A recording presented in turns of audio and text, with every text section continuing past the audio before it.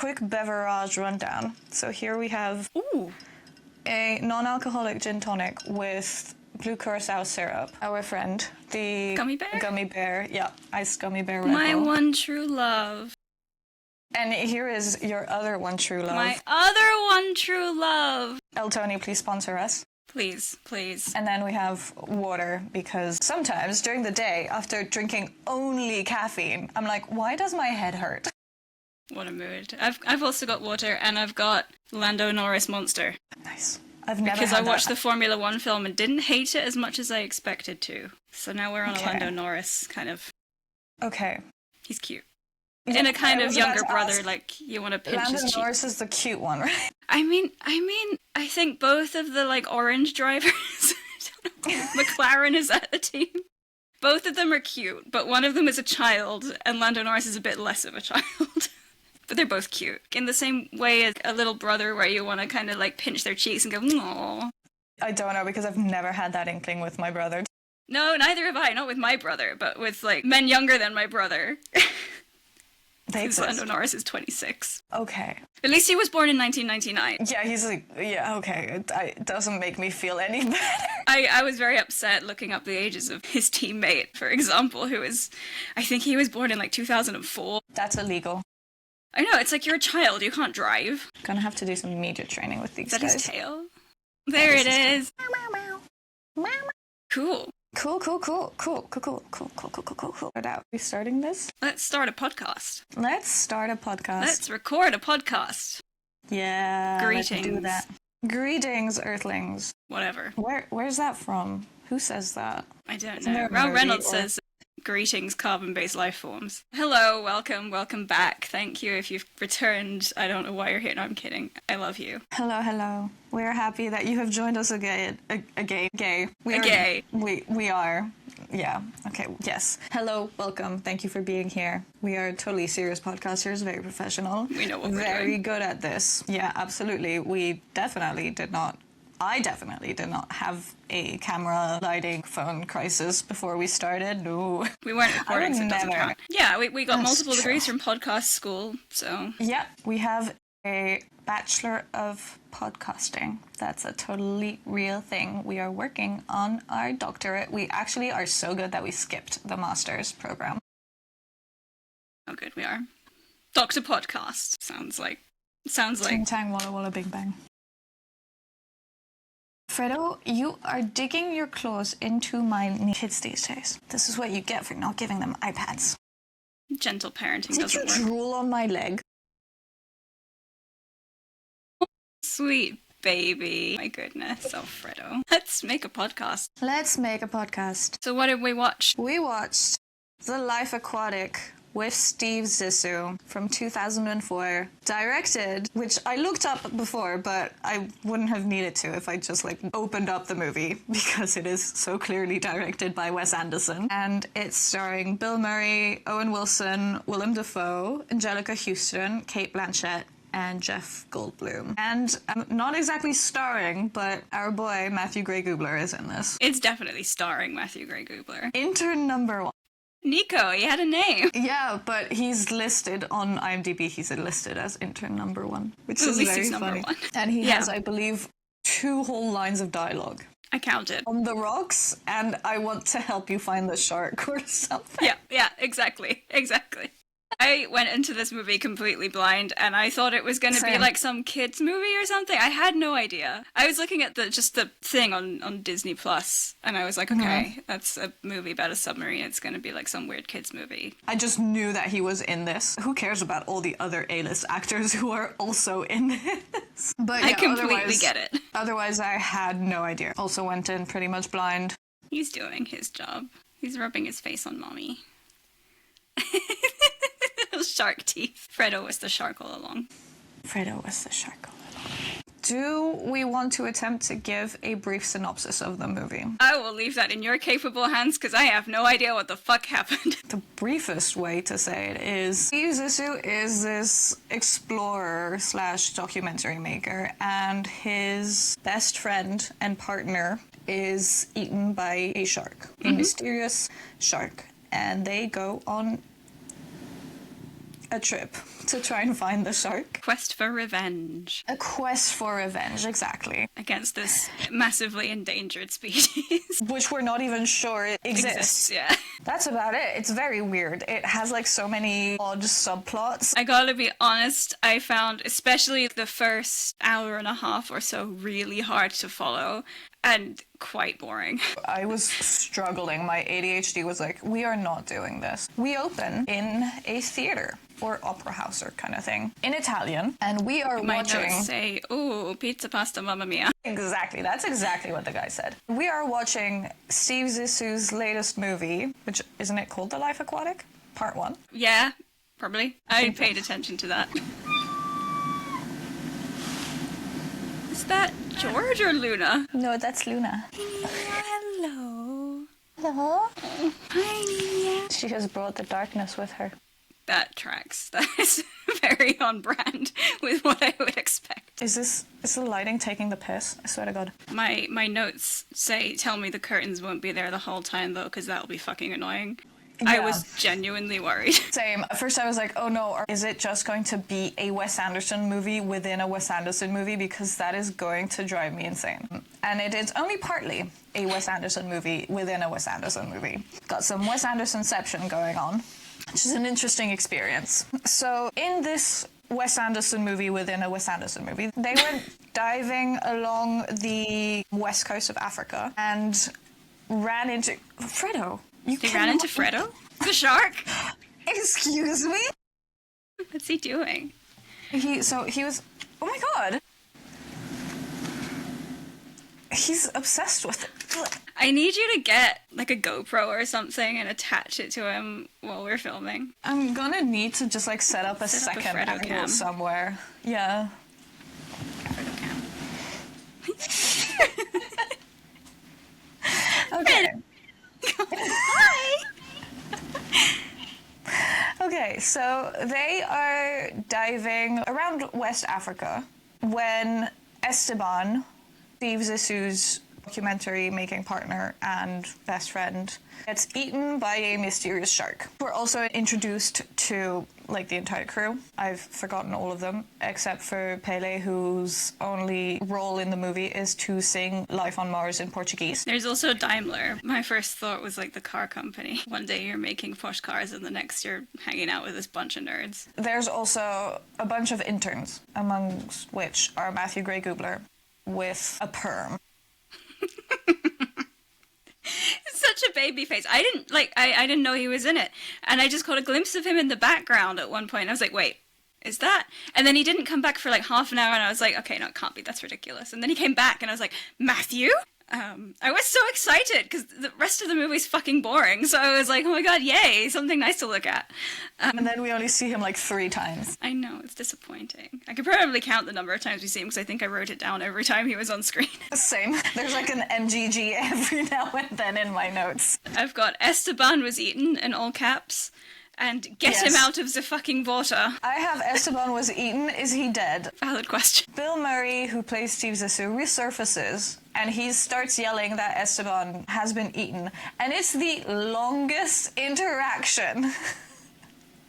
And the entire time, Steve is still in the water yelling about how a shark has just eaten his friend. And he's just there and nobody's helping him In the out. bright red blood water. Like, he's just there yelling and everyone's like, but Yeah. what, like a shark eaten? And then Klaus is just like, Fredo, you have got to stop eating everything. That's what he said, I don't know yes. what's gotten into. Bill Murray dropped the camera, so we don't know what ate him. We don't know what ate him, but it's allegedly a jaguar shark.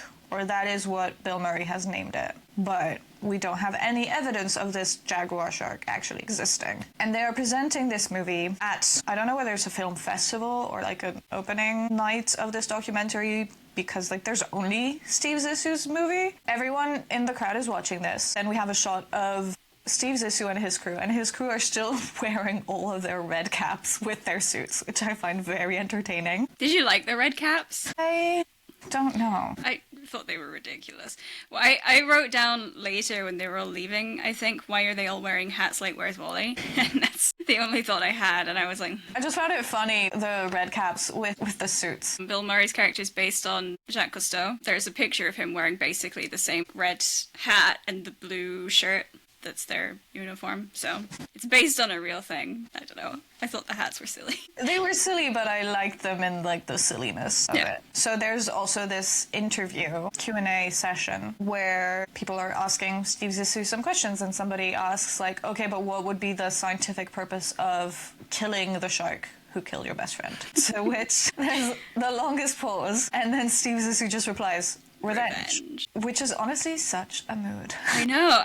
I wrote the note that like the dialogue so far just sounds like my inner monologue, because they meet the head of the film society. She's got like a plucked swan on her head. I wrote, what has she got on her head? Because it was so distracting. I was like, what is that? Like, I look like some kind of sea creature, like some bleached, like, sea urchin, that she's just ridiculous. She basically tells Steve Zissou, like, that was spectacular, or something like that, and Steve is like, oh, did it go well? Not at all, but it was spectacular. And I was just like, well, that is just my inner monologue, to be honest. That's what I tell myself all day, every day. And then we encounter Dumbledore. I forgot to mention that, but Michael Gambon is also in this at very odd moments and for very odd reasons. I'm not entirely sure what his role is. He's like the guy with the money-ish. Except when they really need his money, he doesn't have any. I don't know. Yes. I don't know. And then we also encounter the antagonist, Jeff Goldblum, who plays Captain Hennessy. Don't be nice to him. He's my nemesis.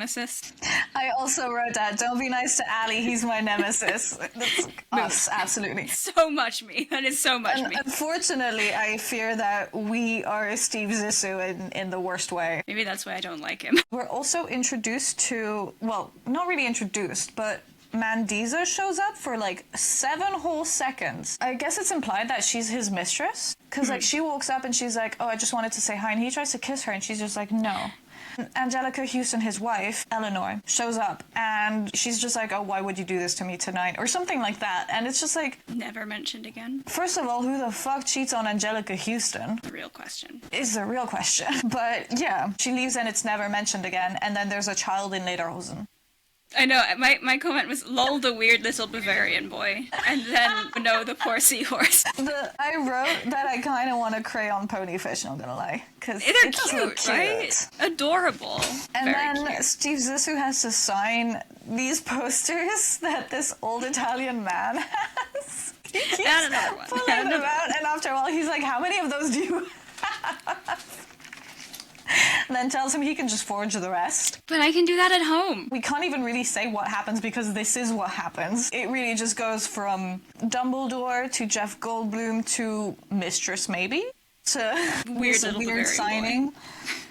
Then they walk out, and Steve Zissou gets heckled by this man who not only is his receding hairline in a different time zone, he's also wearing a pastel yellow polo shirt. And I find just the concept of him heckling anyone just absurd. I know. Like, who are you to heckle? And then I wrote that I'd fight him too. I would. We head back to the boat, because there's the after party going on the boat, which seems like honestly the worst place to have an after party.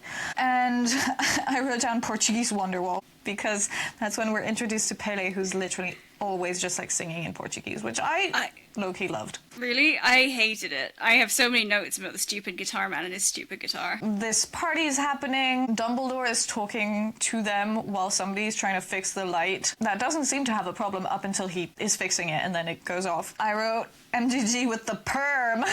I wrote, is that Matthew Greg Googler in all caps? Dumbledore is telling them shit. Steve Zissou at one point is like, I don't understand, but I can tell it's bullshit. Which I wrote mood. It is a mood. I wrote put the hat on properly, you look ridiculous. Yes. The guitar man always has his hat up, like a little bit up, I think. Bill Murray has it, like... As well, yeah. Let's put the fucking hat on properly. You're not 14. I actually don't know what their conversation is about. But Steve Zissou he's a man on a mission. He wants to find this shark that has killed Esteban. Then we are introduced to Owen Wilson, who I had entirely forgotten was in the movie by that point. They have this non-conversation where we basically get the drift that Owen Wilson might be Bill Murray's son. or not. And then they actually full on say, it's like, are you my son? And he's just like, probably. And they kind of leave it at that. Like, nobody questions anything further. Owen Wilson just decides to hang out with Bill Murray, his maybe dad. I wrote, is Owen Wilson even young enough to be his son? Especially because at this point in the movie, for some reason, I still thought Bill Murray was Tom Hanks. I do not know what wires crossed in my brain. It turns out Owen Wilson is young enough just about to be Bill Murray's son, but not Tom Hanks' son, if you wondered. I got distracted Googling that. My next note is, this is probably my son we just met. I also wrote probably my son, and then I wrote Air Kentucky because Owen Wilson is a co-pilot. He's not a pilot, he's a co-pilot for Air Kentucky. Adorable. Adorable. And he has so much Air Kentucky merch. Owen Wilson's character is so cute, and I love him, and I love the accent. The accent was delightful. Best character, aside from Matthew Gray Gubler, in the whole thing. Yes. We are shown the boat. We zoom in, and we find out about the various rooms they have. They have a sauna, which... Weird sauna. I love the concept of, not entirely sure why it's on like a research boat, but who knows. With a Swedish masseuse. Also, the sauna was designed by an engineer from the Chinese space program. They have a science experiment lab, a kitchen, that's just filled with wine. Did we design this boat? Maybe. And then they also have dolphins, like scout dolphins. The dolphins are us. And what Bill Murray says about the dolphins is they're supposedly very intelligent, although I've never seen any evidence of it. We're the dolphins. We are the dolphins. And he also has like this sort of submarine, this yellow submarine, that used to be called the Jacqueline, and now it's crossed out. I don't remember what it's called. Like Deep Seek or something. Deep search or deep something. Deep Seek is an AI, I think. Do I have it written down? I don't think I do. But definitely Deep something. What's also funny is we later see that Bill Murray has a tattoo.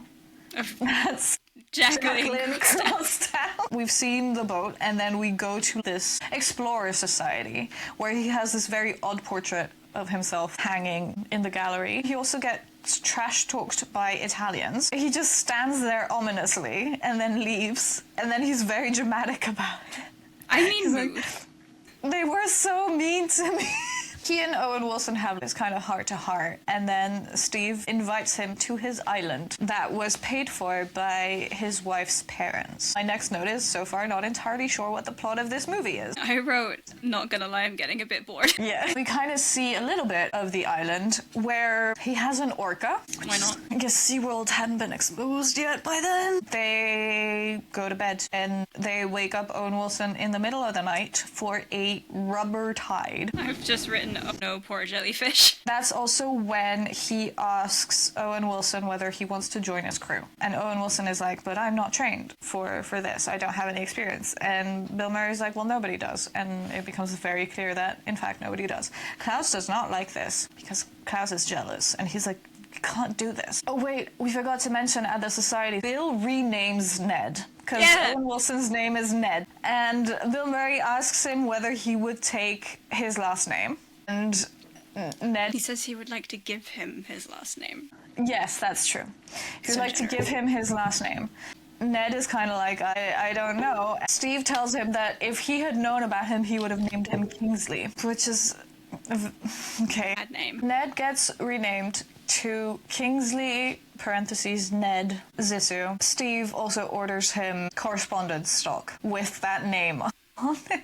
And a red cap and a Speedo. Yes, that's why I thought about it. Now when they're at the rubber tide and Ned decides to join, or accepts the invitation to join, Steve tells him, I'll order you a red cap and a Speedo, because that is apparently like the uniform. Fashion. Will we be receiving red caps and Speedos? Asking for a friend. You want a red cap and a Speedo? Kind of. Wes Anderson hit us up. Cate Blanchett appears out of nowhere, which I have so many questions about. She's like, what are you guys doing out here? First of all, where did she come from? This is allegedly his private island. Where did she come from? Why is she surprised that they are on their island? I was just like, oh my god, it's Galadriel. She has such a posh accent as well. She does, and she's pregnant. And we don't know who the father is. Like, which is all anyone else in the movie cares about. Cate Blanchett is a reporter, and she's here to interview Steve Zissou and to write a story about him. This movie is very difficult to get through because, again, I don't know what the fucking plot is. We go from one moment where Bill Murray is having a conversation with Owen Wilson. Owen Wilson is clad head to toe in Air Kentucky merch. Bill Murray hands him his correspondence stock with his name, Kingsley Ned Zissou, on it. Then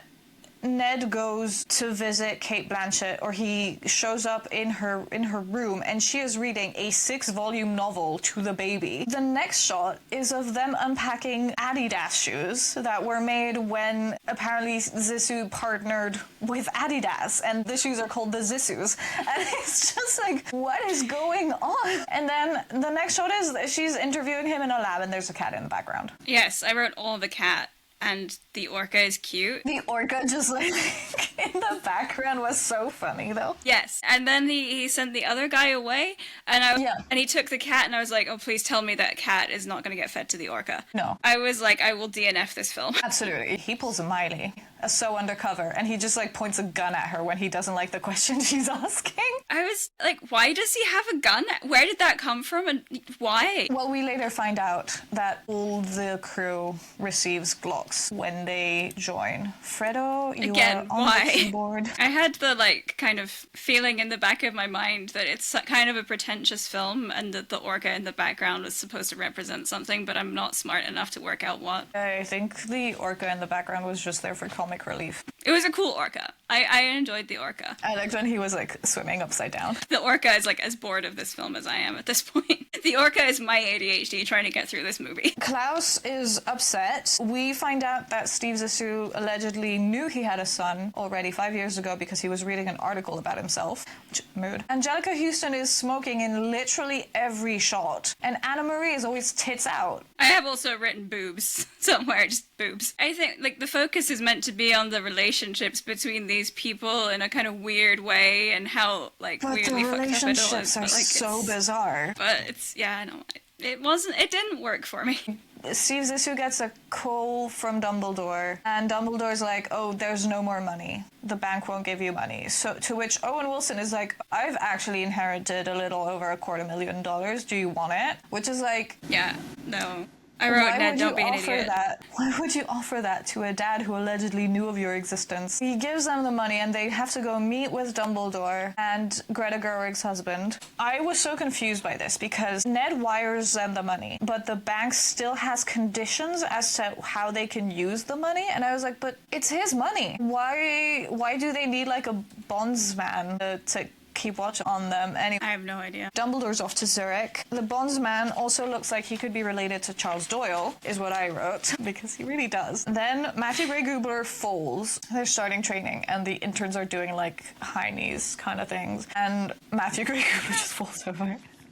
What a mood. Then they are testing dynamite. The training is so weird because it's like, what are you guys training for? Because they're running on the beach. They're blowing up just random bits of water. Owen Wilson is clearly crushing on Cate Blanchett. And then they dive into the pool with the orca, I think. And then Owen Wilson dies, but he's not really dead. He comes back. I didn't notice this. I've just got Matthew in capital letters with a question mark, and then I looked away for half a second. Why are we giving Owen Wilson CPR? I missed that completely, and I didn't have the motivation to rewind it. It's just, at one point, they are gearing up to go into the pool, which I was just like, wait, isn't that the orca pool? And then the next shot, Owen Wilson is being resuscitated because apparently he drowned or something. This is the point where I realized it was Bill Murray and not Tom Hanks. I've written that down. Apparently Bill Murray and Tom Hanks are the same person in my mind. Followed by, a snow mongoose. They're watching this video of them rescuing a snow mongoose family. Baby snow mongoose.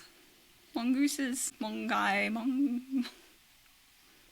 Eleanor, Angelica Houston, is like, this endeavor is mad. I'm leaving. Rightly so, to be honest. Rightly so. At this point, we're also 40 minutes into the movie, and we're finally setting off on the expedition. I literally, first note on this page, God, there's still another hour and 20 minutes of this. 40 minutes into the movie, we are finally setting off on the expedition, which was allegedly the plot of the movie. We set off with Pele playing guitar and singing in Portuguese. I just wrote, put the fucking guitar away. Steve Zissou is having a conversation with Jane. Steve turns to intern 1. He asks him to bring him a Campari.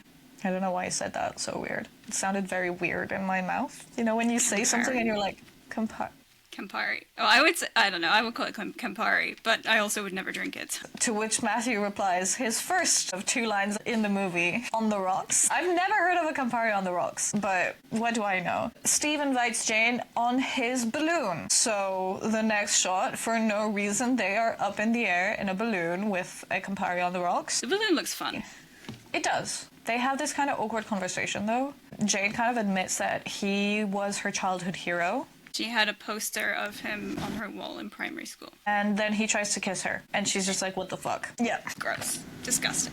Yes. Predator. I've never disliked Bill Murray, but why does he play creeps? Why are his characters creepy? I'm still unsure what the plot is. Suddenly it's day 5, and they are at the shark tracking facility. Trespassing and stealing. And it's Captain Hennessy's facility, and they're stealing everything, even the espresso machine. Or the coffee machine. I mean, I would take the coffee machine. If you're taking everything else, coffee is important. Yeah. I need caffeine. They're tracking the shark and stealing gear, and Anne-Marie is finally wearing a shirt. Not to tit shame Anne-Marie. I hardly recognized her with one on. No, like, boobs are great and all. I don't have a problem with titties. Just I didn't really understand why she was shirtless. No, like, it feels a bit... You like, do you, girl, but... Okay. Yeah. Yeah. Anyway, she's trying to tell Steve that the route that they've planned out is in unprotected waters and that it's dangerous and that they shouldn't do that. And Steve is like, but if we go your route, then it's longer and we're trying to save money. And Anne-Marie is like, but it's dangerous. And Steve is like, you want to pay for the petrol. Listen to smart women. Even when they are wearing shirts. So they steal everything. Steve admits to Ned that he's low-key got a crush on Jane. But he also calls her a bull dyke, which... Unnecessary, uncalled for, unhelpful. Just because a woman isn't into you doesn't make her a lesbian. Yeah, I did get a homophobic vibe from this movie that I did not appreciate. One of the interns fell down the stairs, and they say that, and I was like, oh no, was it Matthew? And then I was relieved that it wasn't. It was not Matthew, but Matthew is charged with carrying the coffee machine. Making a cappuccino. Yes. Or a latte? Was it a cappuccino or a latte? I don't remember. It doesn't really matter. I've also written, oh my god, how did 10 minutes of film last a whole half hour? Right? It's like the longest. I really tried to find things that I liked about this film, but the first bit was, like, the first hour-ish, longer even. Definitely not my favorite Wes Anderson Slow. movie. It was slow. Very slow. Not ADHD friendly. They steal everything, they pillage the ship, they go back to their ship. They hold a meeting in the engine room, which seems like the worst place to hold a meeting, especially because at the beginning he mentioned how they didn't have money to repair the engine room properly. But whatever. They find the shark, potentially, and they find another dot that's beeping, and they're like, oh, we should go and explore that. They find a shipwreck. Not a shipwreck, a plane wreck. A plane wreck. And next scene, we find Steve just casually reading Jane's notes in her room with a crowbar, because he literally breaking and entering is his day job, apparently. Fucking creep. Oh my god, but he's literally fucking Molly. Creepy old man Molly. I was so pissed off because then he tells her to tidy her room. And if a grown-ass man broke into my living quarters with a crowbar and then told me to tidy my room, I would throw him overboard. I'd hit him with the crowbar. End of the movie. It's fucking creep. No, that whole scene pissed me off so much. It's like, what the fuck is wrong with you? And also he's complaining about what she's writing. And it's like, well, she's writing exactly what you say and what has happened. Like, you're an awful person. Don't be surprised if people write awful things about you. Right. Terrible. Awful. And then he says, please don't make fun of me. I just wanted to flirt with you. And it's like, ew. Definitely make fun of him. Go away. Disgusting man. Go away. Then we have a quick switch to Operation Hennessy, where Jeff Goldblum finds out that there's been a break-in at his facility and they are out to get the thieves. Then we go back. They are preparing to dive to the first sonar thing. They have created a musical helmet. I liked the musical helmet. Yes, but it made them look like miners. They go underwater, which is a very trippy underwater, a very Wes Anderson underwater. My first thought was the kelp forest in Subnautica. Yes. It looks so Subnautica. I really liked the underwater set design. I can say one good thing about this movie. I enjoyed the underwater set design and the creatures. Those were cool, yes. They have this whole awkward exchange about Ned wanting to call Steve Dad, but Steve being like, I don't want you to do that, call me Steve Z. It was very uncomfortable. It was very uncomfortable. And I was also like, don't you have limited oxygen in those tanks? You're wasting it on this conversation, Jesus Christ. So then they just like go to the sunken airplane, and then we are back to the ship, and Ned is slapping Klaus. He deserved it. Klaus was mean. Yeah, he did. We kind of get the impression that Klaus actually wants to be Steve's son, because he's just kind of like almost crying and be like, you have what I want, or something like that. Daddy issues. He's got daddy issues. My next note says, well, the last thing we need right now is some weird sex scene. Yes, because Ned, after slapping Klaus, goes to see Cate Blanchett, and they're reading the 6-volume novel, and then they start making out. And then there's the voyeur dolphin, who's just kind of spying on them, watching them take their shirts off. And because he's got a camera on his back, I guess Steve catches a glimpse of the footage, but I'm not sure whether he's actually seeing and registering it. I had the impression that he goes back, does a double take, and then it's just dolphin things, and he's like, oh, never mind. Elusive floof. Georgie. No, don't leave George. Follow her. Give her whatever she wants. I'm crying. I can hear all of her little meows. She's so cute. She was leading me back to the bedroom, and it's like, it's not bedtime, babes. I don't know if I've missed anything between the dolphins being creepy pervs and this, but my next note says, lol, are those pirates? Please steal the guitar. You have not missed anything, because there is a cut, and we have, again, Pele playing Portuguese Life on Mars. And oh, wait. Before they start making out, we find out somebody and Ned are supposed to be on lookout. But Ned is written in as Kingsley. So everyone's like, who the fuck is Kingsley? And instead of being on the lookout, he's all fucking Cate Blanchett. So now we're back to Pele singing Life on Mars in Portuguese and pirates creeping up behind them. And my next note is, imagine being attacked by pirates in a Speedo.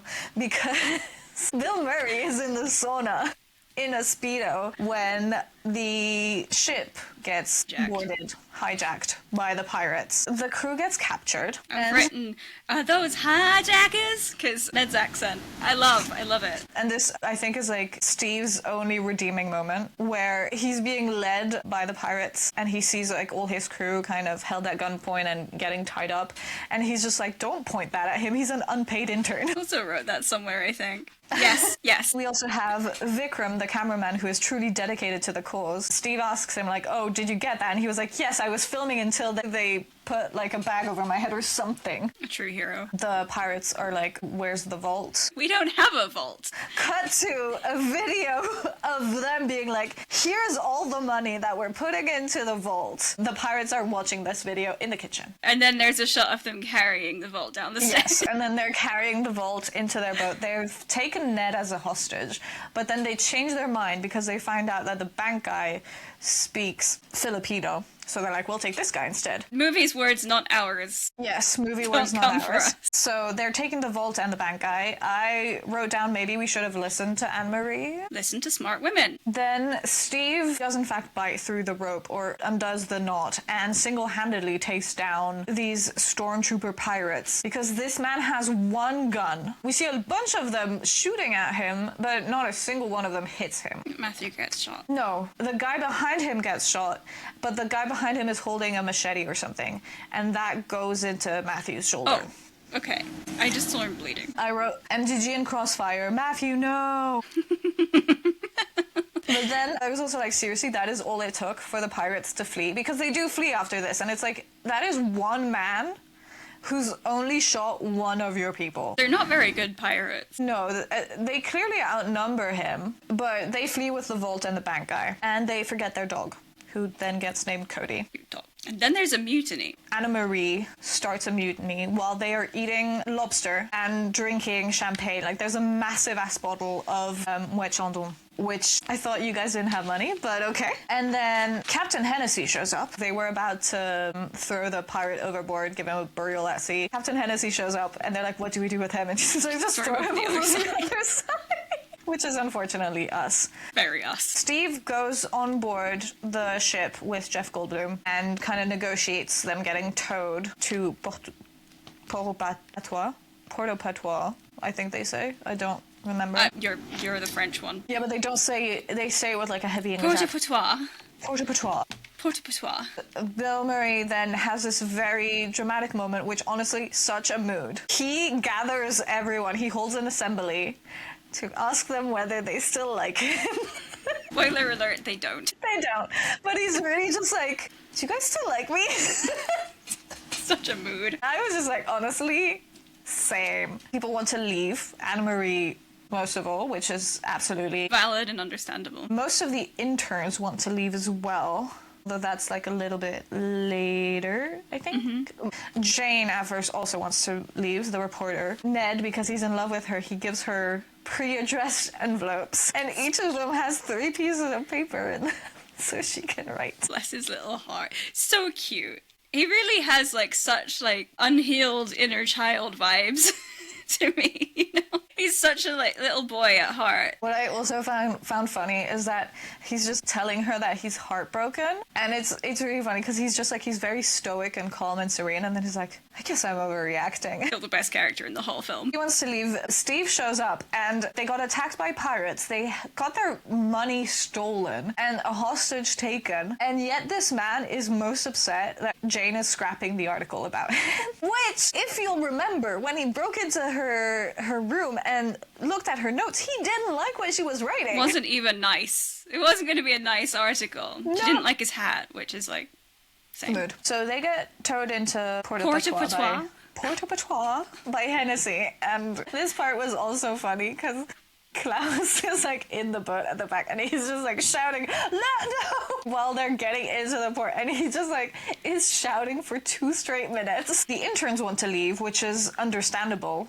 They're unpaid interns, and he wants to give them incompletes. Like, bitch, they got attacked by pirates for you. Matthew Gray Gubler got harmed, got injured, got a machete to the shoulder, and he's just like, oh, well, I won't fail you, but I'm just going to give you incompletes. It's like, bitch, fuck you. This man is not nice. Steve Zissou's a dick. He is. When they get to Port-au-Patois, he meets up with Eleanor, who's staying at Hennessy's house with her lover, who's Javier. Who doesn't own any shirts. You know, if I looked like Javier too, I would also not own any shirts. And he gets in a bit of a huff because she's dating someone else. And it's like, sir, you had a mistress at the beginning of the movie and you tried to kiss Cate Blanchett. I don't think you have anything to say.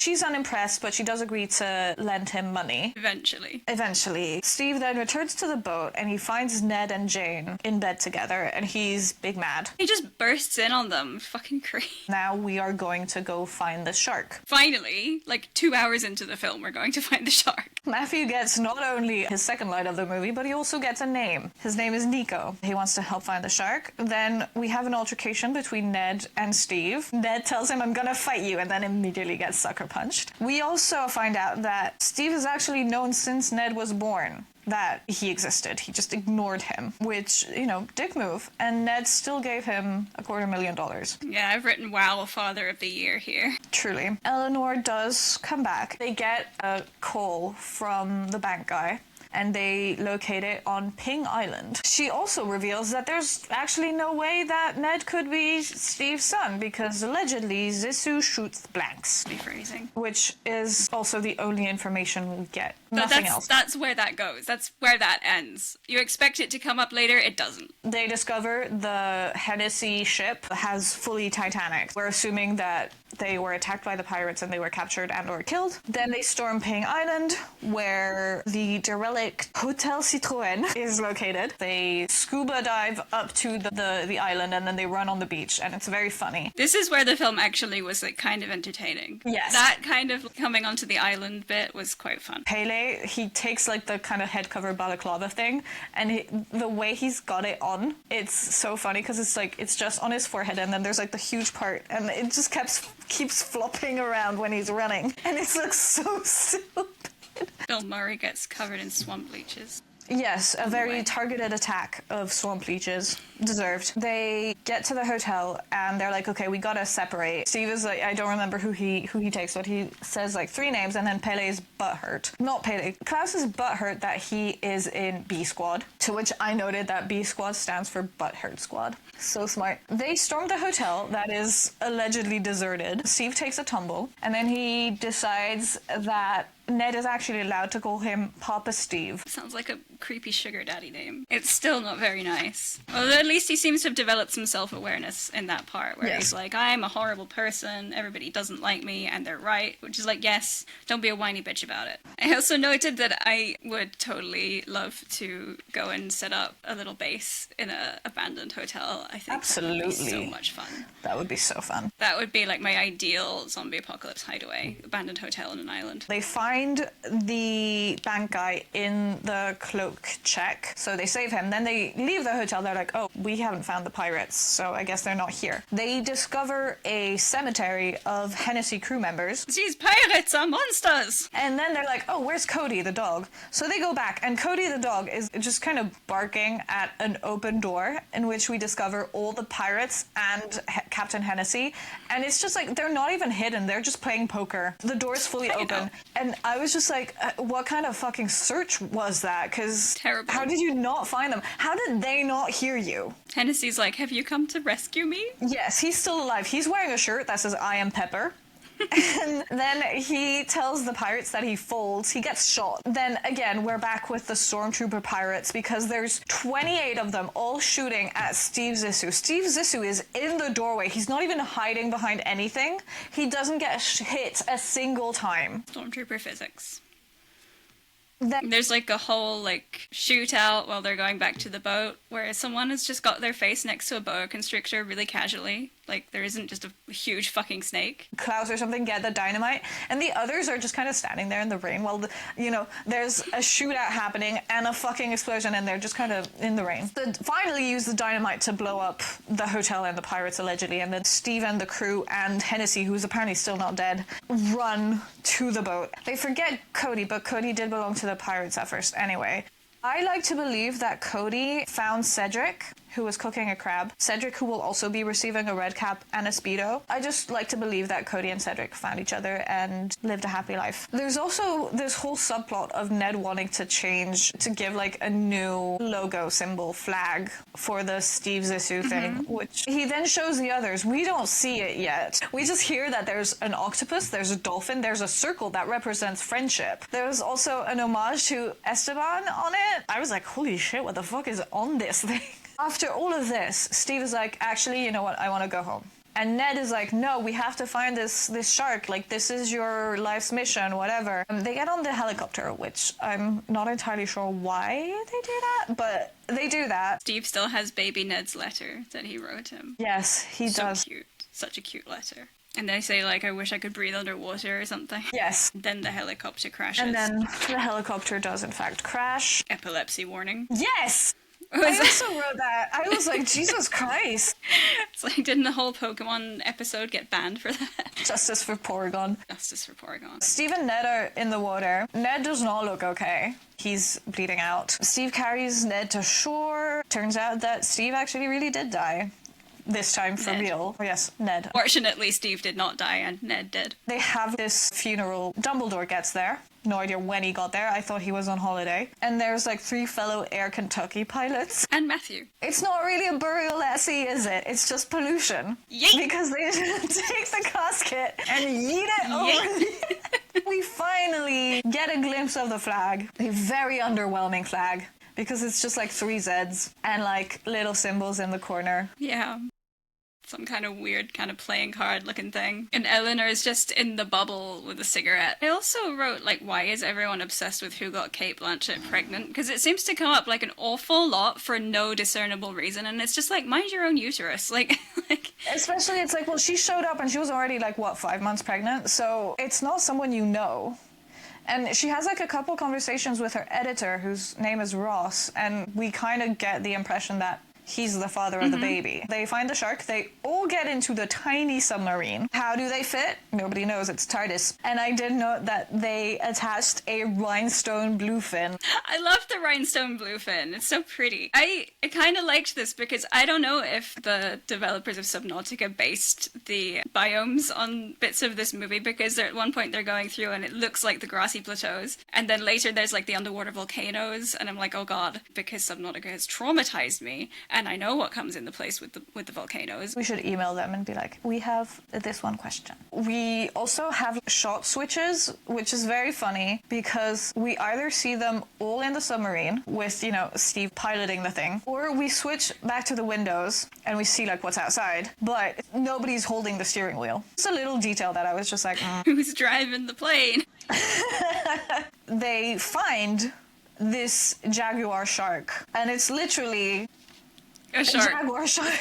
With jaguar spots. I was so happy. I was like, oh my God, it's literally a jaguar shark. Although, when we see the shot from outside the submarine where the shark is eating the rhinestone bluefin, that's not a shark. That's a megalodon. The size of the shark compared to the submarine in which we're supposed to believe that a dozen grown-ass people are in. Yeah, the physics don't really make sense here, but I was here for it. I enjoyed the shark part. Yes. I also like how someone, I think it might be Jane, who asks, are we safe in here? And No. then Steve replies, I doubt it. I was still thinking of Subnautica, and I was like, oh, you're definitely gonna die. They don't. However, they do survive. He has a moment where he kind of realizes his quest is at an end, and they all reach over to pat his It's shoulder. like, do you think it remembers me?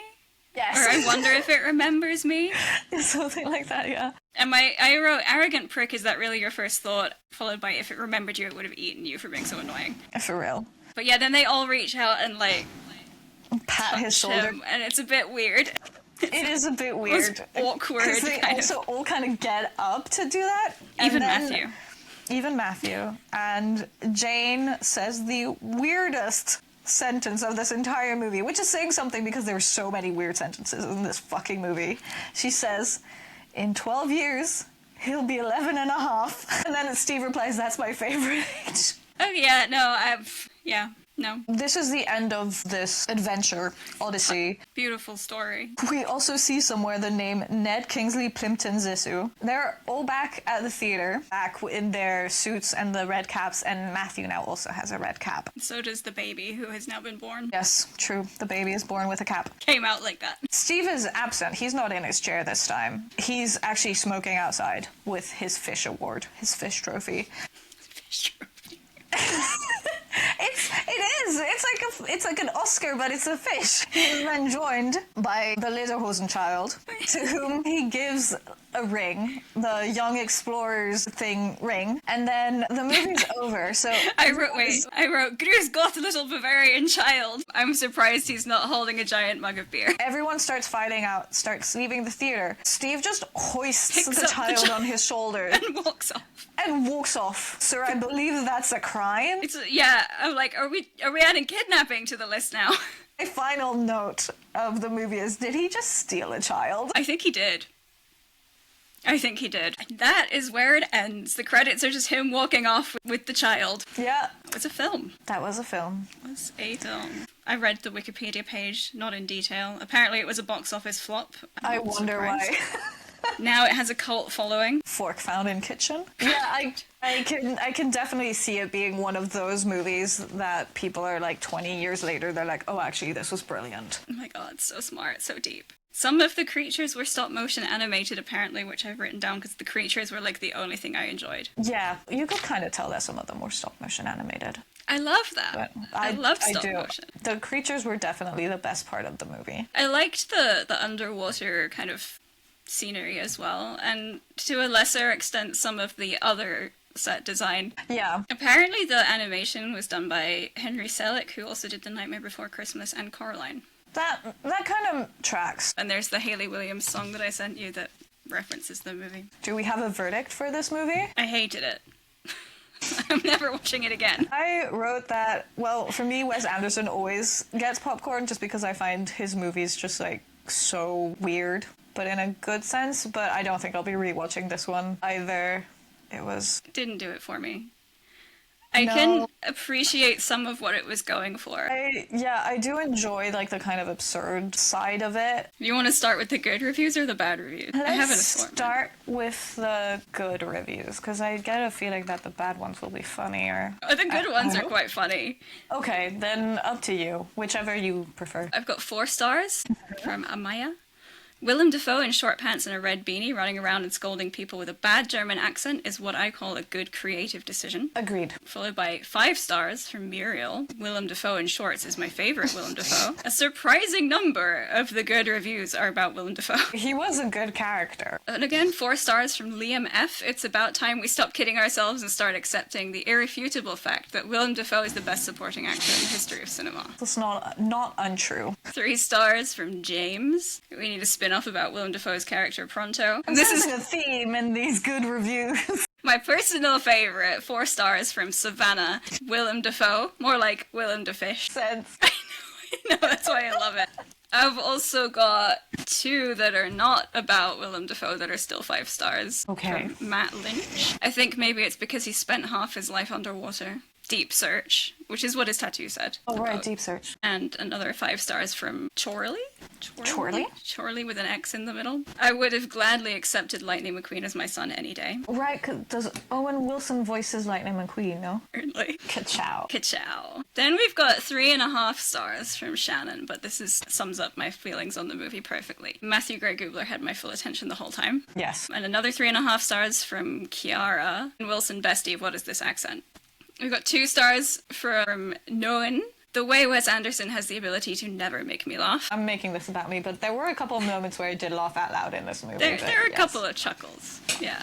1 star from Mohammed, which also pretty accurately sums up my feelings on the movie. Boring! Very. It's all in caps. It's beautiful. That did come across in your dramatic reading of it. Good. Another 1 star from someone. Eventually you just get tired of dry, emotionless characters and the color yellow. Sorry, we are fighting for space on this chair here. Oh, Fredo. I've also got 1 star from Princess of Darkness. Haha, funny film, liked the story, but there was a killer whale in this. I hate those, 3 stars less because of it. Sorry, Princess of Darkness just made me think of, again, Ebony, Raven, Darkness, Dementia. Way, I think her last name was, because she's not related to Jared.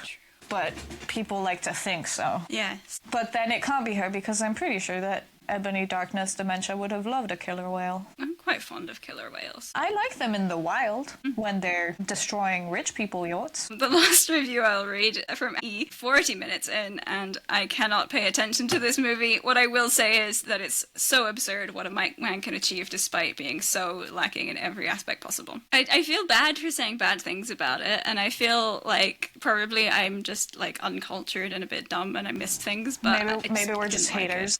I just didn't like it. I feel bad for not liking it because Matthew Gray really that guy is in it. Because Spencer Reid is in it. Spencer Reid is in it. I didn't really like it, but I also didn't full-on dislike it. You know, how it's just like it kind of left me whelmed. Mostly, I was just bored, I think. Like, it's just too slow. I actually found the bit where they were going onto the island quite entertaining. That was okay, but the rest was just... It just dragged a bit. Definitely the first 40 minutes, I was struggling so hard. I had to watch it in like multiple parts, and I kept switching off and stuff. But then once they started to, do the mission, once things actually happened. Yeah, 40 minutes in, I was just like, okay, I can kind of get behind this. Steve Zissou fucking sucks, though. There were moments that were kind of fun, like you said, when they're storming the beaches of Ping Island. But otherwise, yeah. Yeah, didn't do it for me. won't be rewatching it anytime soon, I believe, unless I'm ever put in a situation where I want to appear cultured. Maybe in 20 years I'll watch it again and be like, this is the greatest thing ever. I don't know. People change. Maybe. But Maybe it's just the wrong time in my life for it. Luna, Tell us, Loons. what are we watching? Tell us, Loons. It's happening, I think. Luna, is it too deep? If I drop them onto the desk, will you pick one? Okay, Luna. Come on, you've been doing this all week, and now you finally get to take a piece of paper. Oh, this one? Are you sure? Okay. What's she chosen? She has chosen the Blair Witch Project. Oh my god. Good choice, Loons. Yeah. Here, do you want the paper? Do you want to play with the paper? This is her favorite part, I think. We've made it. We hope that you have also made it. We wouldn't be surprised if you didn't, because honestly, what even the fuck? I would have DNF'd this film if we didn't watch it for the podcast. I would have stopped half an hour in. Same. I'm excited about the Blair Witch Project. Thank you for joining us. Thank you for being here. Thank you. And we will see you next time with the Blair Witch Project and more cats and Finger guns. and hopefully a better grasp on technology and how to do things. I'm looking at you, camera. And a different flavor of energy drink. Good. Good talk. Okay, bye! Bye!